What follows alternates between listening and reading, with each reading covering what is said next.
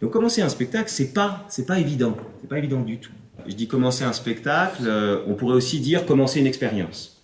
Car ce que nous allons faire, c'est une expérience autour de la philosophie de Gilles Deleuze et en particulier de son abécédaire. Donc A comme animal.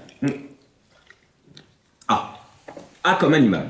Alors, la vraie question, c'est ça. C'est pourquoi Deleuze s'intéresse philosophiquement aux animaux alors qu'il n'aime pas les animaux.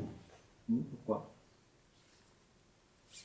Eh bien, parce que l'un des concepts cardinaux de sa philosophie, c'est le concept énigmatique de devenir animal.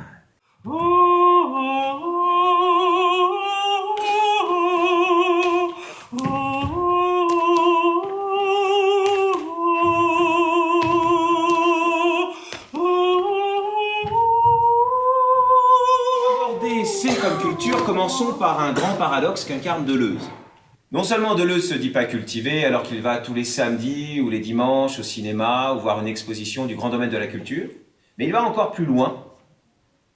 Il dit, alors que il parle mieux que personne de Beckett, de Minelli, de Kafka, de Proust, il dit « Je hais la culture ». Deleuze. Oui. En fait, j'étais chez moi en Norvège, là, il n'y a pas très longtemps, en vacances. Alors, j'ai discuté avec des amis à un dîner et je leur avais dit, ja, det en fransk filosof som veldig interessant, som har utviklet en rekke begreper og konsepter, blant annet har det kroppslig organ. Og det en fransk filosof som har hatt veldig stor innflytelse på all fransk filosofi de siste 30 årene, og han heter altså Gilles Deleuze. Deleuze?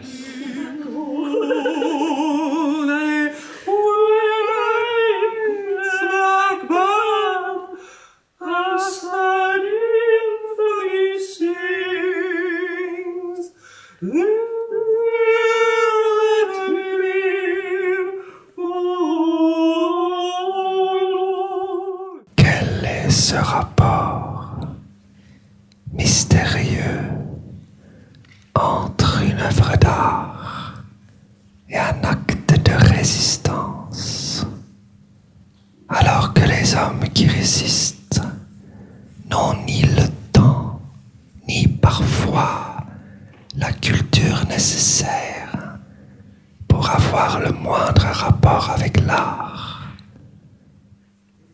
Je ne sais pas. Malraux développe un beau concept philosophique. Il dit une chose très simple sur l'art. Il dit que c'est la seule chose qui résiste à la mort.